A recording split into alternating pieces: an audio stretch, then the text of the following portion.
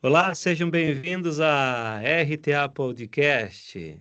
É um espaço para discutir ciência, tecnologia e os desafios da agroindústria brasileira e mundial. Esta é uma iniciativa da Revista Técnica da Agroindústria, juntamente com a SBCTA, com o Programa de Pós-Graduação Ciência e Tecnologia de Alimentos do IFRJ e do Programa de Ciência e Tecnologia em Alimentos da UTFPR. Tem uma produção do Espaço Conagrão e do Pod Studio para a nossa conversa de hoje. Eu sou o professor Luciano Luqueta e nós vamos conversar sobre um tema urgente e de impacto global. E temos a presença aqui de uma professora ilustre pesquisadora para falar sobre esse tema. A presença de microplásticos na nossa cadeia alimentar. Como eles chegam até nós? Quais riscos representam a saúde? O que a ciência está fazendo para combater esse problema? Para isso, a convidada de hoje, a professora Eliane Teixeira Márcico, ela é especialista na área. Seja bem-vinda, professora, para a nossa conversa de hoje. Muito obrigada, bom dia a todos e a todas aí, muito obrigada pelo convite, professor Luciano. Para nós termos uma ideia sobre este tema, vamos falar um pouco disso com professoras, mas antes disso, os microplásticos estão cada vez mais presentes nos ambientes terrestres, aquáticos, chegando inevitavelmente nos alimentos. Então, essa contaminação levanta questões sérias sobre a segurança de alimentos, sobre a saúde pública, sobre sustentabilidade. Então, hoje vamos aprofundar um pouquinho mais, desde a questão de contaminações e até chegar nas inovações, na prevenção, o que está sendo feito em termos de pesquisa, em termos de prevenção. A professora Eliane, que está conosco hoje, é professora titular do Departamento de Tecnologia de Alimentos da Universidade Federal Fluminense. Ela é médica veterinária, com doutorado e pós-doutorado em segurança alimentar. A sua expertise, então, abrange o controle físico-químico de produtos de origem animal, elementos e traços e aminas biogênicas, com atenção e atuação destacada em pescados e derivados. Atualmente é vice-coordenadora do Programa de Pós-Graduação em Higiene Veterinária e Processamento Tecnológico de Produtos de Origem Animal da Federal Fluminense, e, além disso, é professora permanente do Programa de Pós-Graduação em Ciência e Tecnologia de Alimentos da Escola de Engenharia de Alimentos da UFG. Professora, como começou essa história com este tema? Quando despertou para o trabalho ainda na graduação, pós-graduação, um tema tão importante como esse? Bom, em primeiro lugar, eu agradeço muito o convite de estar participando aqui com vocês. Eu acho fundamental essa iniciativa para que a gente consiga colocar todo o segmento da sociedade dentro desse contexto, porque ninguém faz nada sozinho, nem a nossa própria saúde a gente tem esse poder de levar sozinho, a gente tem que levar junto, são todos os setores juntos que chegam ao que foi o maior, a maior motivação desde sempre, que é a longevidade saudável. O tema, eu acho que todos nós que trabalhamos com saúde pública, a gente tem que ter essa preocupação. E essa temática, ela me veio há muitos anos atrás, mas com a área de elementos traçotóxicos. Eu fiz desde o meu mestrado, eu trabalho comecei o mestrado há nem sei quanto tempo atrás, trabalhando com mercúrio, e no doutorado, trabalhei com polônio radioativo, com chumbo radioativo, com polônio 210, e chumbo 210, e já iniciei concurso público e dei o encaminhamento quase que todo, apesar do laboratório onde eu trabalho ser um laboratório que trabalha muito com inovação, com segurança dos alimentos, com análises físico-químicas, a minha linha de pesquisa, na verdade, sempre foi mais vinculada à parte de elementos traçotóxicos. E aí, nessa leitura de artigos, que eu acredito que a gente tenha essa característica, né, todo pesquisador, me veio um artigo de 2004, há pouco tempo atrás, há uns 5 anos atrás, bateu na minha mão um artigo que foi conduzido em 2004 por Thompson, a equipe de Thompson e colaboradores, que falava, eu acho que foi a primeira pessoa o primeiro pesquisador que cunhou, utilizou esse termo microplástico. E esse artigo ficou esquecido, não teve repercussão nenhuma. E aí eu vi que o cara tinha chegado, né, com muito mérito, tinha alertado a comunidade científica a respeito do grande problema que era a contaminação por microplástico nos alimentos. E por que que isso me veio à mão? Na realidade, existe uma característica do microplástico que ele tem uma área superficial bem extensa, né, bem robusta, e ele apresenta algumas características como cargas superficiais, grupos funcionais, uma certa, digamos assim, rugosidade que favorece exatamente a absorção de elementos traço tóxicos. Então, esse trabalho, essa linha de pesquisa de trabalhar com microplástico, ela veio exatamente em função da parte relacionada aos elementos traço, né? A gente percebeu que o alimento que tinha a presença de microplástico, ele paralelamente tinha também uma concentração maior de elementos traço tóxico. E isso tudo está relacionado à nossa saúde, né? São moléculas tóxicas, então é óbvio que a gente traz essa preocupação. E daí nasceu a minha curiosidade. E a minha curiosidade, ela sempre vem alinhada com vamos procurar quem trabalha efetivamente com isso, e aí eu me deparei com grupos aqui mesmo na própria Universidade Federal Fluminense, no Instituto de Física, a qual me abriu, né, o laboratório, e hoje a gente está desenvolvendo um trabalho em parceria com o microplástico, que começou não muito tempo atrás, na realidade há bem pouco tempo atrás, há uns 2 anos, e isso tem sido de grande valia, eu acho que não só para o Instituto de Física, mas para a gente também, que trabalha com alimentos, eu acho que são saberes diferentes e que se juntam para uma coisa maior, que eu acho que é a sociedade, né? A saúde da população. Sim. Então, é exatamente esse conceito de microplástico que as pessoas começam, quando você ouve o conceito, não sabe, e você acabou de relatar mais ou menos o que é, e aí a gente fica imaginando, né, como é que o microplástico entra no alimento, a partir da onde, né? A pessoa fica pensando, será que é pela embalagem? Será que é pelo processo? Como é que acontece isso, né? Esses microplásticos entram e acabam contaminando os alimentos, né? Essas partículas. Olha, eu vi há um tempo atrás uma capa de uma revista, de um exemplar da National Geographic, que me impactou muito, que é praticamente o planeta sendo coberto por plástico. Plástico é um material, né? Se a gente for definir o que é plástico, são pequenas partículas, são polímeros, né? Partículas sólidas polimétricas, e que são muito produzidas, né? Tá totalmente, o planeta todas as indústrias produzem, tudo precisa de plástico. E Para tudo que é tipo de para tudo. de indústria, né? Não só de alimentos, né?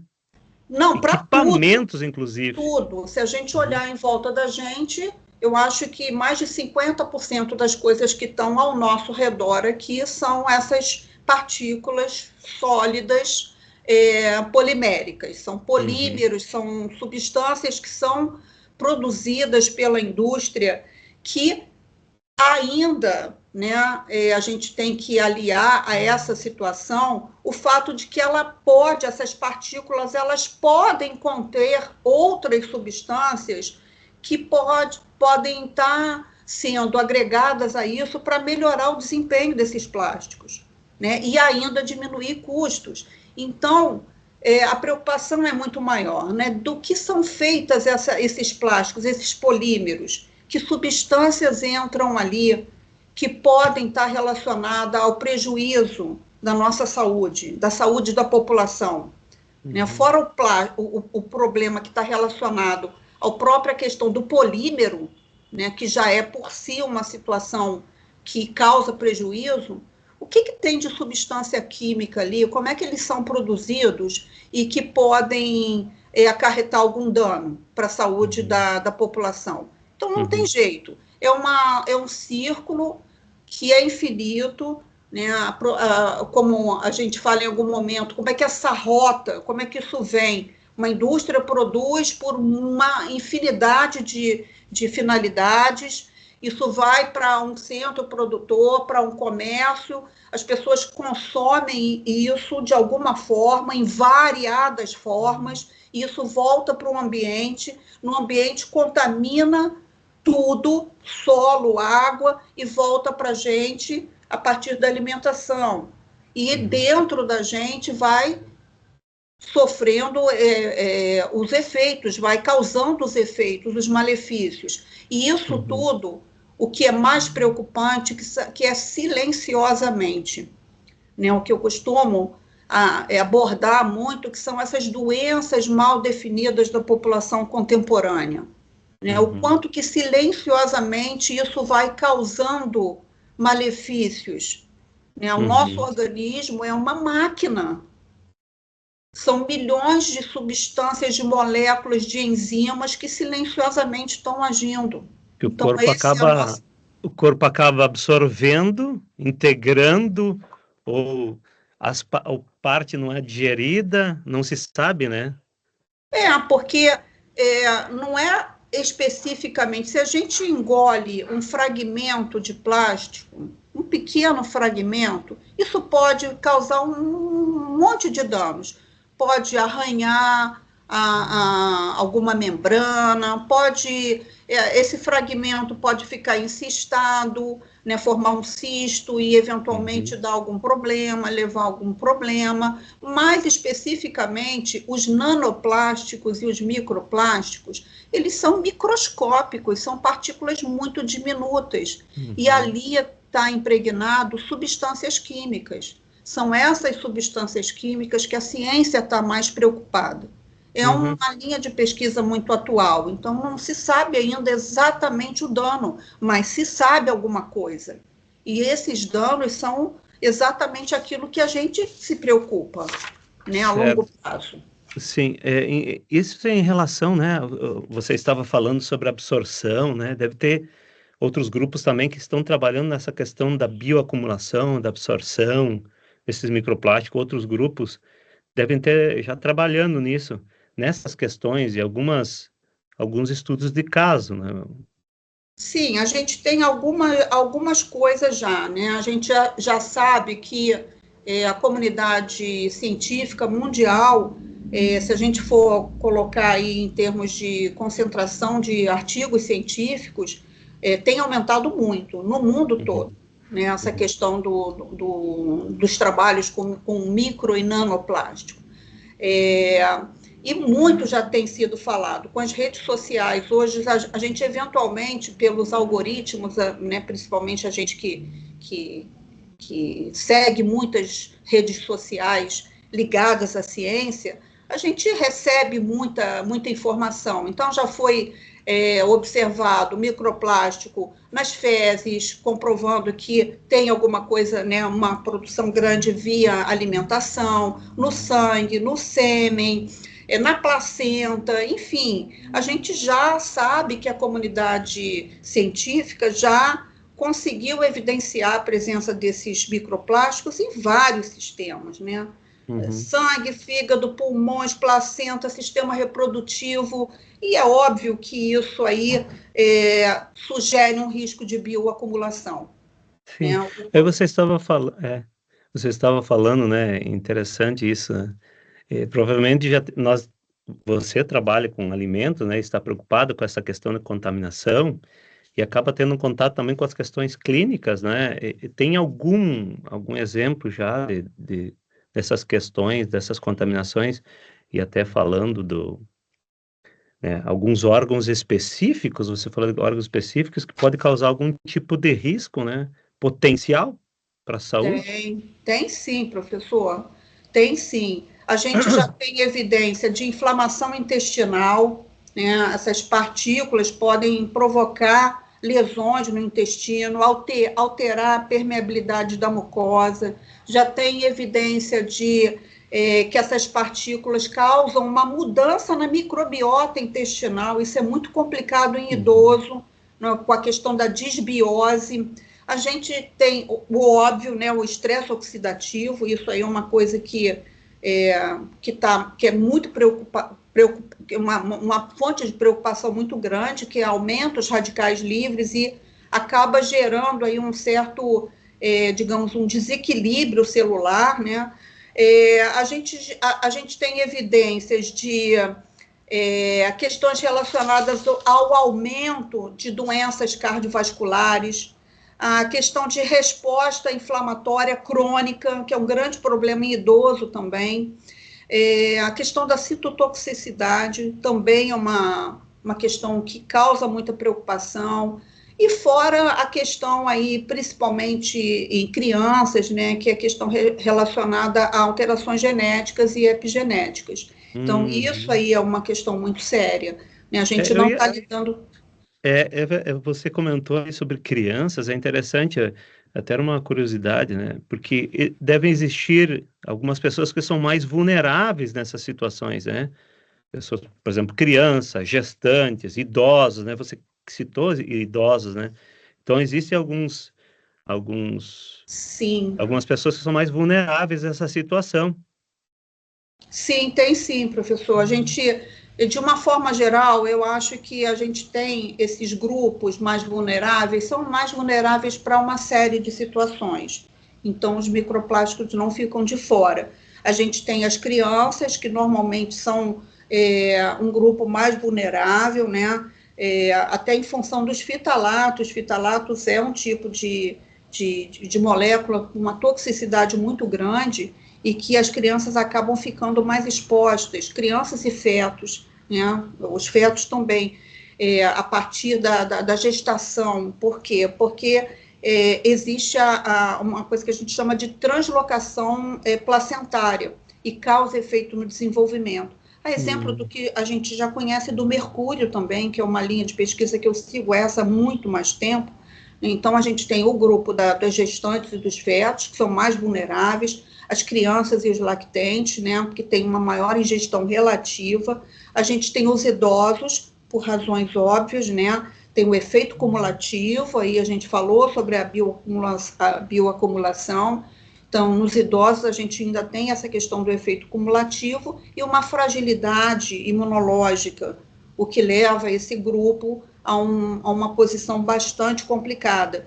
E a gente ainda tem uma classe que não é muito comentada, mas que eu faço questão de colocar muito, que são as populações de baixa renda, principalmente as populações que consomem pescado como fonte de proteína principal.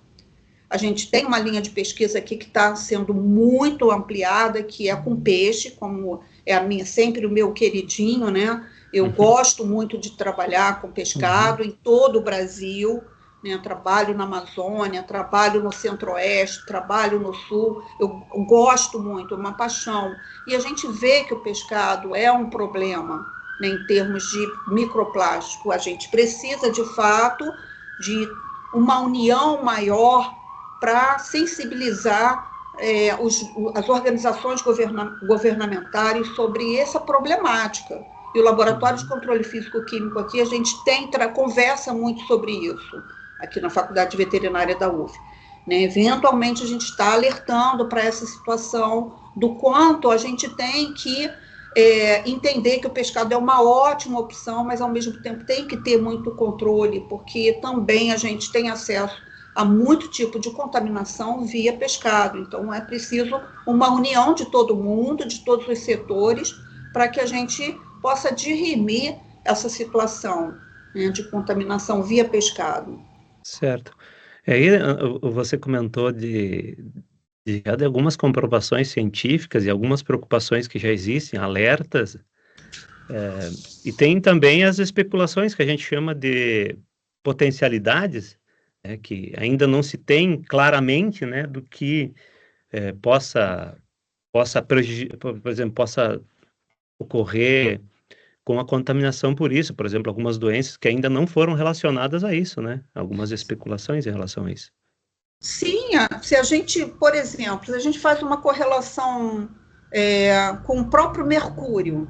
Mercúrio, há quantos milhares de anos o mercúrio está sendo colocado como um dos elementos de maior toxicidade que tem? E até hoje a gente se depara com situações como a que tem acontecido na Amazônia e que não há uma sensibilidade para imenso problema que é o mercúrio a longo prazo na população infantil, na população de uma forma geral, na população saudável, para todo mundo. Imagina do microplástico. No microplástico vai demorar ainda muito tempo. E quem está alimentando isso e está colocando em evidência isso é a comunidade científica, que traz para a população e quer levar para a população e para todo mundo, né, a imenso problema que é o plástico no mundo. Né? A gente está perdendo, o homem está se dissociando desse equilíbrio. Em algum momento, isso vai explodir na saúde da população. A gente não tem a menor dúvida sobre isso. Em algum momento vai acontecer. Você estava até falando nas comprovações científicas, como é início, vamos dizer que é incipiente, de certa forma, né? Porque o grosso começou há pouco tempo desses estudos em relação a microplásticos, né? Desse tema. Então, as técnicas para detecção, né, para análise, como é que estão essa questão analítica dos microplásticos? Olha, o primeiro ponto crítico para isso são a indefinição de protocolos. Se a gente fizer um rastreamento para ver como é que isso se coloca aí nos artigos científicos, a gente vê que o primeiro ponto crítico é como fazer a etapa primária, que é a digestão das amostras. Tem uma infinidade de protocolos para a gente iniciar o processo de detecção, que é remover a matriz orgânica daquela matriz alimentar que a gente está trabalhando, e aí começa o problema, porque cada matriz se comporta diferente com relação à infinidade de protocolos de digestão que tem. Então, aqui na UF, quando nós começamos, nós colocamos um monte de protocolo em cima da bancada do laboratório e começamos a testar todos. Vamos ver qual se aplica, e não é olhar no microscópio eletrônico para ver o que restou daquilo ali em termos de digestão. Filtro é outro problema. A maioria das pessoas, eu conheço vários pesquisadores que tentaram filtro de celulose para fazer a etapa de filtração, porque a gente tem uma etapa de digestão química, depois uma etapa de filtração. Essa filtração não é qualquer filtro que pode ser utilizado. Se a gente usa um filtro de celulose, chega na parte de avaliar aquilo e colocar a parte instrumental, analítica, não dá certo. A gente vai ver um monte de fibra de celulose lá e vai achar que aquilo é microplástico. Então, é outro gargalo. E ainda o gargalo analítico, né? Quando chega no instrumento, qual é o instrumento ideal? Se a gente abre aí um artigo científico, a gente vai ver que cada grupo usa um. Mas existe aquele que é o padrão ouro. E o padrão ouro, né, nesse momento, é o Raman, a espectroscopia Raman e o microfitir, né, que são os dois mais adequados para a gente evidenciar essas partículas. E ainda tem um detalhe: não é o equipamento, é o equipamento com a biblioteca espectral, porque senão você não sabe quem é a substância que está ali. Sim, então tem que ter o padrão, vai ter que ter o padrão lá, vai ter que ter a biblioteca, que vai analisar em cima daqueles elementos que fazem parte daquele microplástico, né? Não propriamente o microplástico, mas quais são os elementos que estão ali? Exatamente. Quais são as partículas? Porque a gente faz a digestão, né, filtra, e aí a gente visualiza, por exemplo, a primeira coisa, coloca no estereomicroscópio lá. Aí você vai evidenciar partícula vermelha, azul, preta, uma fibra, e aí você começa, a gente conseguiu digerir, a gente consegue contar lá quantas partículas tem. Isso a gente faz em um dia. Agora, o problema maior é ter um equipamento, que aqui quem tem é o Instituto de Física, o professor Roberto Meigicos, aqui do Instituto de Física da Universidade Federal Fluminense, e que tem um equipamento excelente, com uma biblioteca espectral imensa, que é o ideal para a gente falar, olha, essa fibra aqui, ela tem o produto, a substância tal. Então, aí sim, aí você chega e a um finalmente, né? E não só fazer a contabilização das partículas que estão ali, e aí sugere que essa cor pode ser uma substância tal, aquela pode ser outra substância, não é por aí. Então, o nosso padrão ouro é exatamente o Raman e o microfitir. É o que a gente tem de mais expressivo e mais robusto, né, para trabalhar, fazer pesquisas com microplástico. Porque a gente consegue comparar com o espectro de referência. Então, isso aqui é um PET, aquilo ali é um terafitalato, enfim, a gente consegue identificar a partir dos espectros de referência que tem no sistema, né, a substância que é composta e que tem ali, que pode gerar um mal para o consumidor, né, para quem estiver consumindo aquele alimento. Obviamente. Interessante. E dentro desse aspecto, agora, a gente falou muito de problema, né, que é o problema, que a professora busca também ver onde estão essas contaminações para poder atacar, olha, para fazer orientações. Bom, como é que vai fazer? Existe já alguma coisa de trabalho pensando em alternativas para reduzir em determinados setores? Existe um setor que tem mais problema de contaminação? Ou uma área, por exemplo, nós estamos falando ali você falou de pescado. É uma área extremamente problemática? Ou os alimentos que são processados é um problema? Existe aí já se pensando em alternativas para reduzir esse problema com o uso, por exemplo, de materiais plásticos, tanto para embalagem, tanto nos sistemas de processo, para diminuir essa liberação de microplásticos e, consequentemente, nós não termos um alimento processado ou mesmo no alimento como um pescado. Existe já alguma coisa em termos de alternativa, orientação? O que tem de alternativa? Olha, no papel existe tudo. Bom, primeiro respondendo à questão relacionada a áreas, tem áreas mais complicadas, sim. Todas as áreas que são ambientes mais lênticos, por exemplo, com relação ao pescado, ambientes mais lênticos, como eu vou falar o exemplo aqui do Rio de Janeiro, a Baía de Guanabara. Uma circulação de água é menor, então é óbvio que é uma área urbana, então áreas urbanas são mais complicadas, ambientes lênticos são mais complicados, né? Tudo que tem uma densidade maior, populacional, industrial, é mais complicado, né? São ambientes de risco. Com relação a essas alternativas, elas existem sim, né?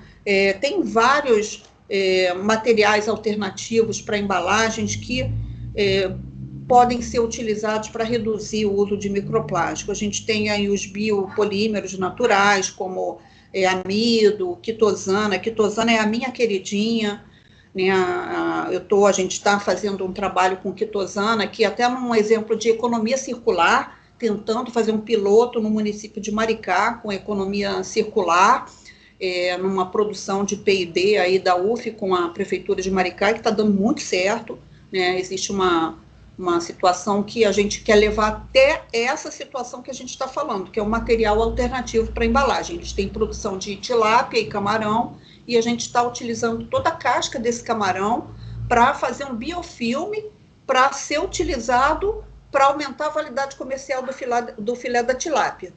E os resíduos da tilápia a gente está fazendo biofertilizante. Então, a gente está fazendo um exemplo de economia circular, né, piloto, que possa sensibilizar o mundo, sei lá, né, se isso é possível, eu sou sonhadora demais, mas que pode sensibilizar o mundo que isso é possível. Um exemplo de economia circular é possível. Então, sim, isso é um projeto piloto e pode ser replicado, né, nessa ideia, né?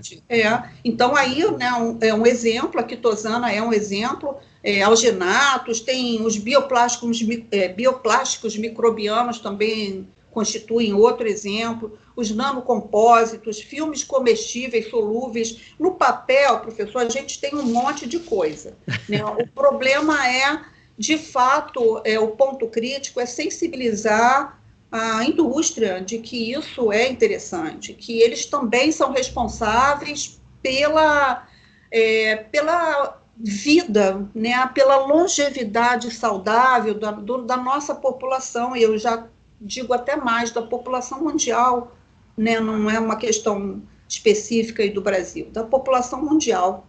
Sim. Você tocou em algo que eu ia perguntar, que era comentar, né? Que seria a questão da indústria, porque nós, na área de alimentos, nós lidamos muito com a questão da indústria, e é muito importante, né, ciência e tecnologia agroindustrial. Então, a indústria, como é que a indústria está vendo isso? Como é que tem sido o posicionamento em relação às ações que estão sendo feitas pela academia, como o trabalho de vocês, do grupo de vocês, o seu trabalho, e a questão de políticas públicas? Como é que a indústria está se posicionando em relação a isso? Olha, a indústria, de uma forma geral, já tem, né? Já existe algumas soluções, né, que podem ser aplicadas industrialmente para, por exemplo, filtrar os microplásticos, né? A gente tem aí, por exemplo, membranas de ultrafiltração, nanofiltração. Em alguns países isso já é fato. Tem os filtros de areia, filtro com carvão ativado, um processo de coagulação, filtração, né? Filtros específicos para a indústria têxtil, isso eu acho muito importante. A gente tem como um dos problemas maiores na área de microplástico, são as fibras, de uma forma geral, o nosso maior ponto crítico, e a gente está lidando com uma situação que eu acho bastante complicada, que é essa moda, né,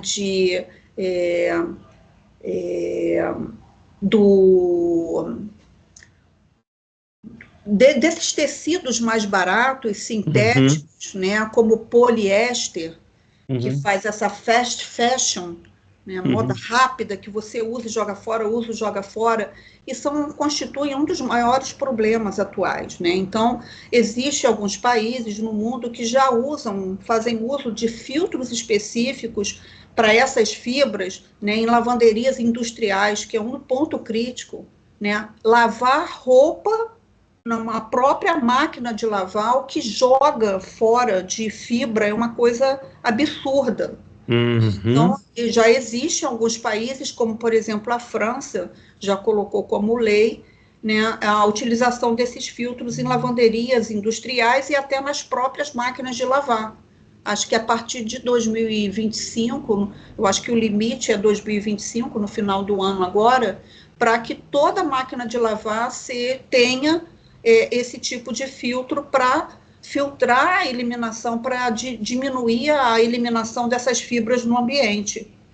Porque vai para a água de esgoto, né? Exatamente, e aí vai para tudo quanto é lugar, vai para a água, vai para a terra, e aí a gente, mas a terra é problema sim, a gente se fizer pegar aqui, em qualquer plantação aqui ao redor, e coletar uma amostra de terra, a gente vai ver a quantidade de fragmentos de microplástico que existe ali. Nas grandes cidades deve ser um acúmulo bastante grande mesmo. Muito grande. E ainda como emergente, né, de inovação emergente aí, em termos de indústria, a gente ainda tem o filtro eletrostático, né, que tem sido comentado aí em artigo científico, em legislação, nas discussões, isso também, biorremediação, que é outra situação que Maricá está fazendo também no sistema lagunar, né, que é o uso de micro-organismos que degradam polímeros específicos, né? Uhum. A própria quitosana também tem essa peculiaridade, né? Então, com relação assim à questão mundial, a gente tem aí uma forte cooperação entre indústria, academia e governo, né, principalmente Europa e Estados Unidos. No Brasil ainda é muito incipiente, infelizmente, né, existem algumas iniciativas aí nesse contexto, mas essas iniciativas são muito pontuais entre universidades e algumas empresas, não tem regulação específica que estimule essa integração plena, que é um problema também. E a tendência, digamos assim, é o avanço das negociações que existe aí, que é um tratado global da ONU, né?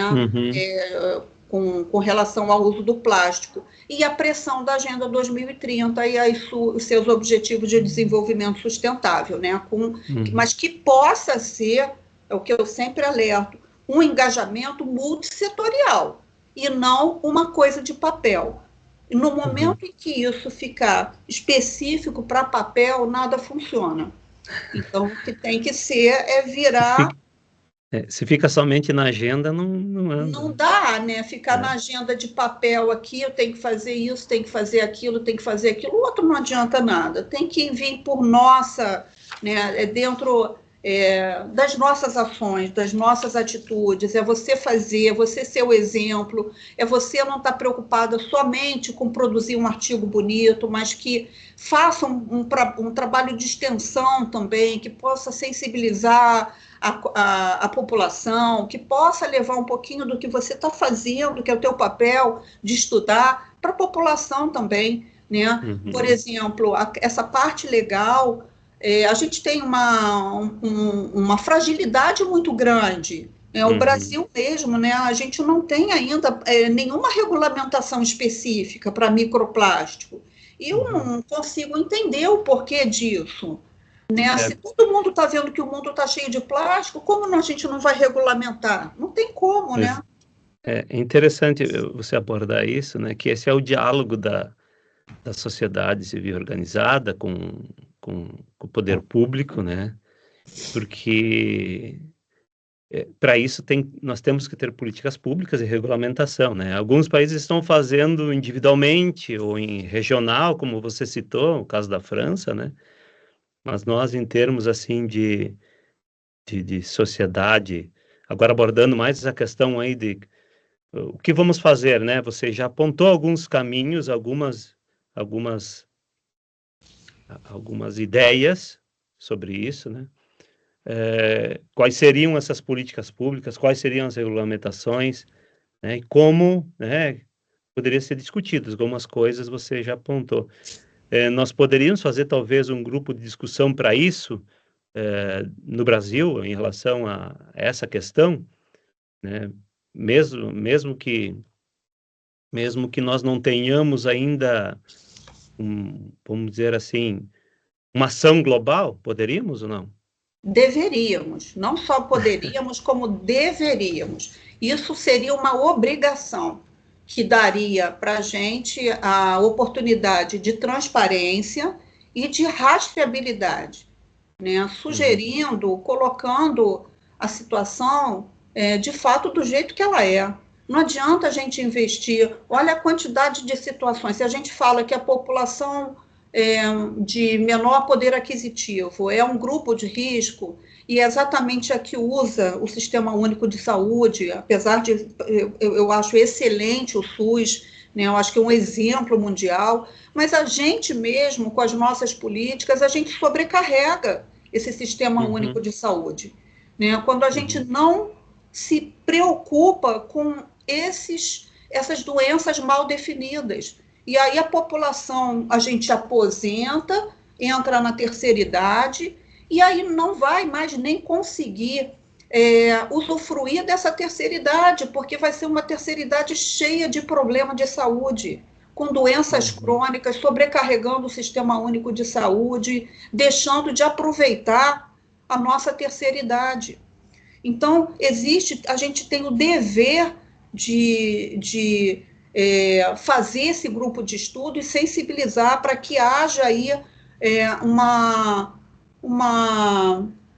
sintonia melhor entre poder público, entre grupos de pesquisa, cada um tem o seu lugar, para que a gente possa ter regulamentação específica que a gente não tem, para que a gente consolide esses programas, dessas políticas gerais desse tipo de resíduo, né? Apesar de já haver uma política nacional, acho que desde 2010, se eu não me engano, de resíduo sólido, mas não faz nenhuma menção aos microplásticos, né? Sensibilizar a indústria também, né, com relação ao uso consciente dessas alternativas todas, né? Então, tem um monte de coisa que tem que ser discutida, tem muita coisa. Em termos, você comentou sobre a questão dessa qualidade da alimentação, não só em termos, né, de contaminações, né, a própria orientação para alimentação saudável, para segurança, no caso, né, não só no volume, mas estamos falando em qualidade da alimentação, e isso envolve as questões de alimentos que podem trazer contaminantes, né? Então, você trabalha com mercúrio, sempre trabalhou, aliás, com temáticas assim que são bem nevrálgicas em relação à segurança de alimentos, e essa do microplástico também é uma questão de saúde, então impacta diretamente. O alimento, ele sempre impacta. A velha frase do que a gente come, né, acaba sendo o que nós somos, é que, na verdade, também influencia no que nós vamos ser a partir disso, a nossa saúde vai ser, né? Então, é bastante importante esse destaque que a professora faz, porque o sistema de saúde também, que nós temos, que é espetacular, né? Vamos dizer assim, em relação a todos que existem no mundo, talvez seja o melhor que exista, não que seja o ideal, mas é o melhor. Agradece, né? Então, nós temos que trabalhar, nós temos que fazer a nossa parte, nós pesquisadores, eu digo, o professor está fazendo a nossa parte em relação a isso, de trabalharmos essa questão da qualidade alimentar. E uma dessas é a questão das contaminações, que são invisíveis. Exatamente, são essas doenças mal definidas, porque quando a gente trabalha com segurança dos alimentos, você come um alimento contaminado com uma bactéria patogênica, você tem um mal-estar, você tem uma diarreia, você tem uma dor de cabeça, tem vômitos. Agora, você come um alimento que tenha qualquer um desses elementos traço tóxico, você não sente absolutamente nada, vida que segue. Você almoça e vai para o seu trabalho.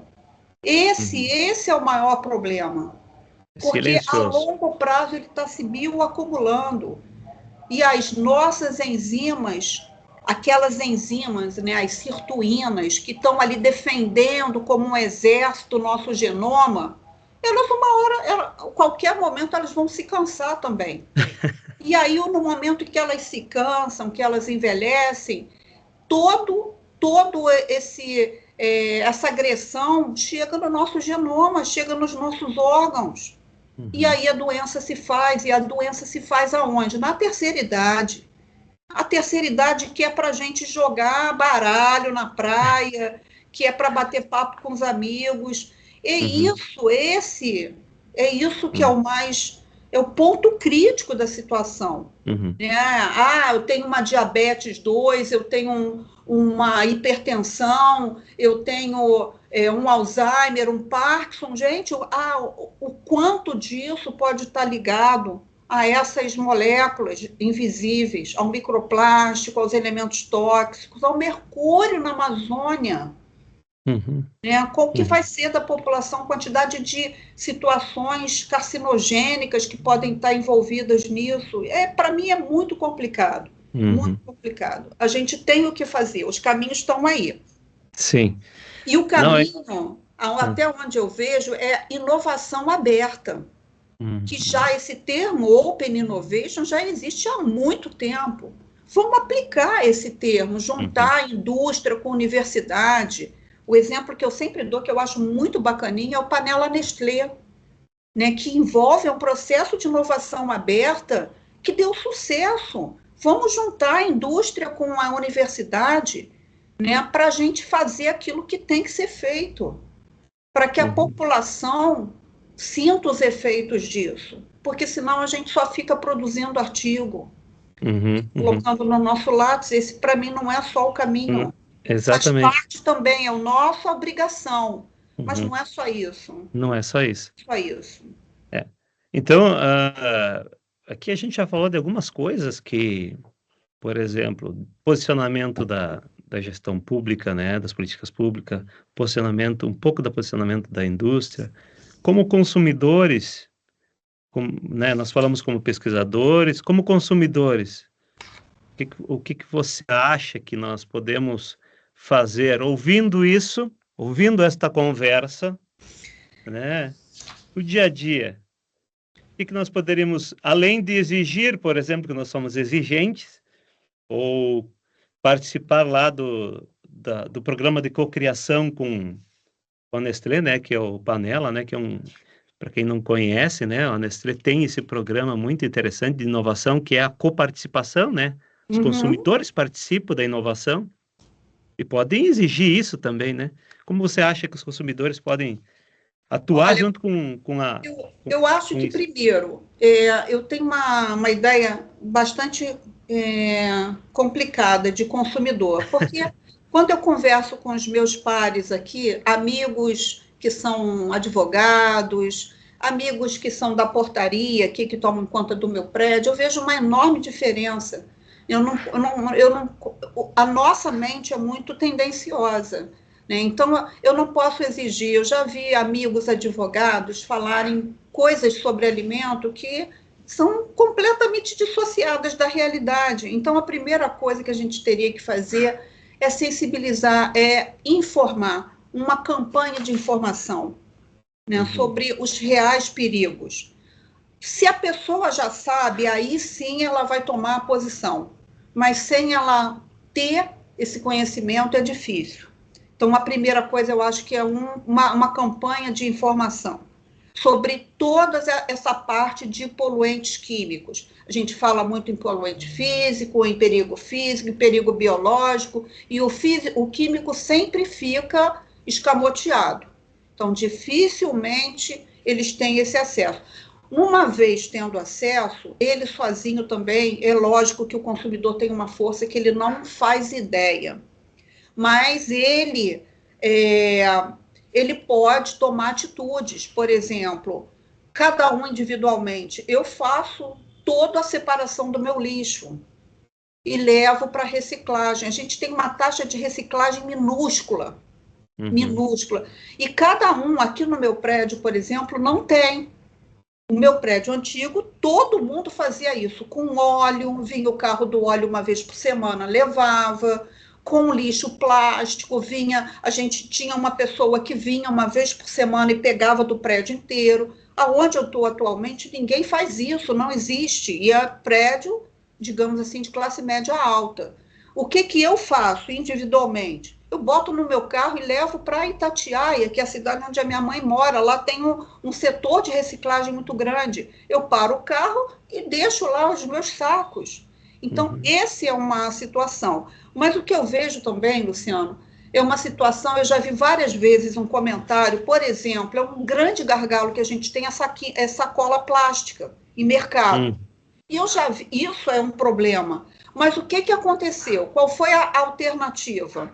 Eu já vi várias vezes, eu como consumidora, fazendo compra no mercado, uma pessoa fala assim, eu não vou pagar por saquinho plástico nenhum, eu trago a minha eco bag e jogo dentro um monte de saco. O arroz está embalado em saco plástico, o feijão está embalado em saco plástico, o meu iogurte está em plástico, tudo está em plástico, por que eu tenho que pagar a sacolinha plástica? Então, são situações que você pensa, poxa, o consumidor não é um desinformado, ele está alinhado, ele tem neurônio também.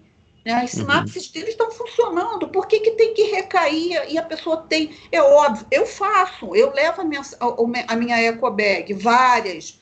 Meu carro é uma verdadeira zona, uma bagunça, cheia de cacareco. Agora, eu também entendo o lado dele. Como assim ele paga por aquilo para colocar dentro daquilo que ele está pagando um monte de coisa embalada em plástico? Né? Que, se você olhar para a prateleira do supermercado, a gente vai ver lá.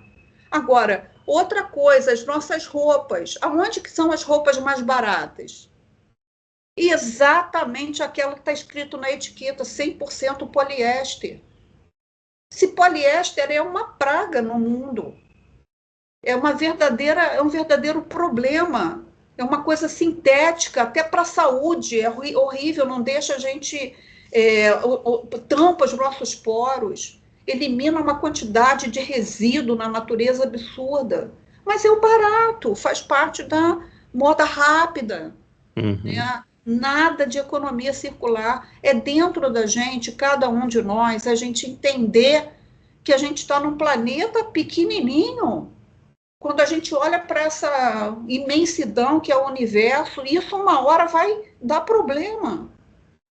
Agora, em algum momento já está dando problema. Os problemas já estão acontecendo. Né? Basta a gente ter olhos de quem quer ver. Sim. E isso começa por aí, né? Como a coisa é rápida e a questão econômica é mais importante, acaba se deixando passar. Você falava ali das sacolas plásticas, né? Em inúmeros estados, em inúmeros municípios se tentou, né, fazer a substituição disso. Em alguns não deu muito certo.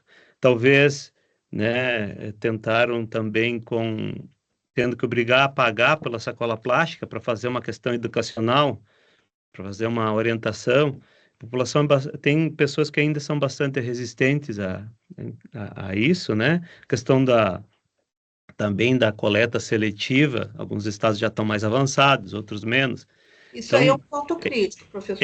Então, estávamos falando das políticas públicas, eu acho que é algo que tem que ser política pública e não muito isolado, né? Tem que ser uma questão de conscientização coletiva. Sim, é todo mundo junto. É não dissociar, é juntar organizações sanitárias com políticas públicas, com sociedade, com campanhas. Aí sim dá certo. Eu acho indústrias. E as indústrias. E as indústrias, sim. Estão altamente interessadas nisso, né?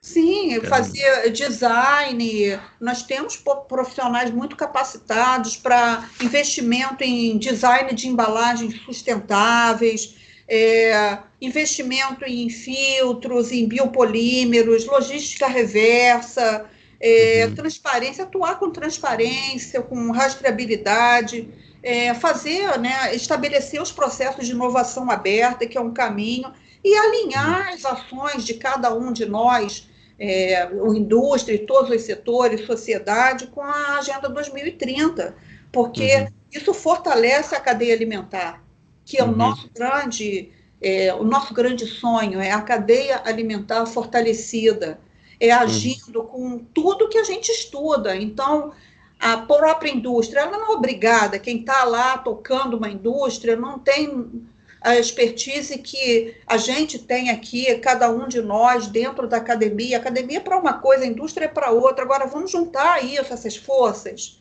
Eu acho que juntando essas forças, que é o que a gente está fazendo em Maricá, vamos juntar isso, gente.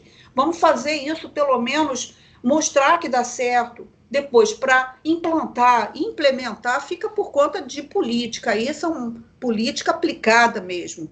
Mas a gente precisa mostrar que dá certo. Isso é nosso papel. Demonstrar os projetos e os cases, né, de sucesso que tem, porque apenas apontar não adianta. Nós temos que mostrar os cases de sucesso que funcionam realmente.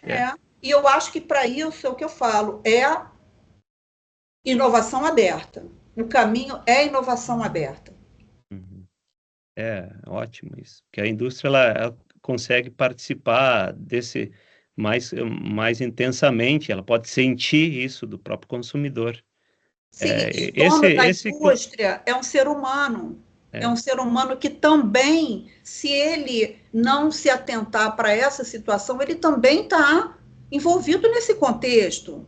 Ele também está silenciosamente dentro dele, né? Essas moléculas estão agindo, porque até respirando. Pra você ter uma ideia, Luciano, o ambiente que a gente faz análise de microplástico só pode ter 2 pessoas e a roupa tem que ser 100% algodão, porque senão dá tudo errado, os filtros ficam totalmente poluídos. Interessante isso. Exatamente. Para nós termos uma ideia do quão impactante é. As roupas, o jaleco que a gente usa nessa sala tem que ser jaleco, aquele amassado que a gente não consegue passar de jeito nenhum, 100% algodão. E 2 pessoas no máximo. Se a gente fizer uma análise aqui nesse ar agora, né, no ambiente onde você está, do ambiente onde eu estou, a gente vai evidenciar nanopartículas inúmeras. Então, é a gente sensibilizar para isso. É a gente ter o olhar cuidadoso e consciente com relação a isso. Muito bacana. Professora, o papo ele vai mais longe, se quisermos, né? Mas o dia todo. vai o dia todo, porque você provavelmente tem muita coisa que já estudou, que já tem de exemplo e que pode colocar para todo mundo, né? Mas a gente tentou abordar de uma maneira que o meio científico, que o meio industrial, que os consumidores possam ter um pouquinho de informação a respeito desse tema, que, como a gente falou, é silencioso, mas ele existe. Tá aí. Ele pode não se manifestar agora, mas pode estar sendo acumulado para se manifestar, não às vezes de forma isolada, mas por um conjunto de coisas, né? Porque não é só o microplástico, hoje nós temos um problema sério também de outras contaminações, você mesmo indicou, né? Então, nós podemos ter um dos elementos que estão batendo a nossa porta para chamar a nossa atenção. Exatamente, é a consciência. É chamar para a consciência. Exatamente. Professora Eliane, a professora Eliane da Universidade da Federal Fluminense, privilégio a professora, aprender sobre o tema. O privilégio foi totalmente meu. Para quem quiser se aprofundar com o tema, professora, tem alguma indicação, livro, artigos? Nós vamos deixar também depois essas indicações suas na descrição aí dos nossos materiais que vamos publicar nas redes, mas o que você recomenda aí? Professor, o que eu recomendo é o que hoje em dia está disponível em todos os internet, tudo, os artigos científicos agora com essa tendência do acesso aberto, né? Qualquer um pode ler informações, todas as legislações estão disponíveis na internet, os países que mais poluem, a nossa taxa de reciclagem, os artigos mais alinhados. Eu posso colocar alguns artigos depois de ponta, a gente tem aí alguns artigos agora com essa tendência de revisão sistemática com meta-análise, a gente, né, às vezes tem essa possibilidade de ler um artigo, né, que o pesquisador está trabalhando com 50, com uma faixa de tempo, então isso facilita muito, às vezes, a leitura, e isso está totalmente disponível. Na realidade, eu posso dar algumas sugestões aí, mas no nosso mundo atual, os acessos a informações está muito facilitado, muito facilitado. Livro não tem ainda um livro de referência a respeito dessa temática, o que tem é muito incipiente ainda, mas os artigos científicos de 5 anos para cá estão, assim, no mundo todo, estão bombando. E aqui no Brasil, mais específico aí, algumas faculdades federais, né, que estão produzindo um maior número de papers relacionados aí à temática do microplástico, né, a Universidade Federal de Santa Catarina, do Paraná, do Rio, a UFRJ, a UF, e algumas outras, né, estão fazendo bastante pesquisa com microplástico, mas está tudo disponível aí na internet. Eu posso deixar depois aí na descrição alguns artigos que eu acho mais fáceis, mas está bem fácil hoje em dia. Ótimo. Tem alguns clássicos, né? Artigos clássicos. Você olhou muito Thomson, que foi um dos primeiros, Thomson foi o precursor de tudo, 2004. É interessante. 2004 ele estava lá pontuando e ninguém deu o valor dele. Pois é. Batido. Nós vamos... A professora vai nos disponibilizar, nós vamos colocar na descrição aí alguns principais, né? Que a professora acha interessante para quem estiver interessado e começar ou nunca ouviu falar, pelo menos se interar sobre o assunto, ou até mesmo como indicação de colega, né? Pode ter colegas já trabalhando com esta área, mas está no início, ou em alguma região específica, algum produto específico. Como a professora trabalha com bastante questão de pescado, pode ter outros trabalhando em outras áreas no microplástico, né? Então, esse compartilhamento ele é bastante interessante. E fique à vontade para, eu vou dizer, né? Fique à vontade para entrar em contato com a professora, né? Sim, claro. Pode colocar meu e-mail aí, não tem problema nenhum. Vamos deixar na descrição. Nesse tema altamente relevante. Professora, muito obrigado mais uma vez. E obrigado ao nosso público que nos viu, nos assistiu.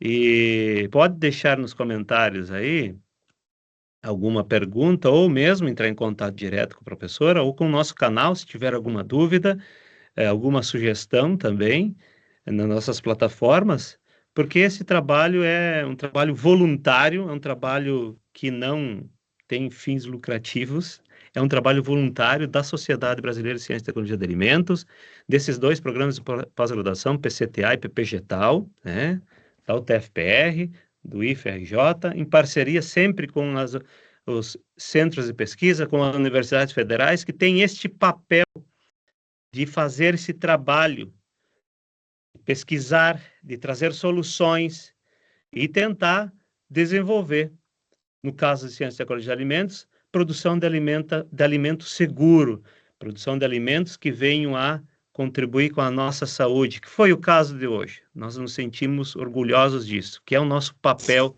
como servidores públicos, como professores, como pesquisadores. Muito obrigado a todos. Acompanhem nas plataformas a RTA Podcast, acompanhem nossos pesquisadores que aqui vêm conversar conosco nas redes sociais. E nós vamos lembrar sempre a nossa velha frase: o conhecimento alimenta o futuro. Um grande abraço a todos.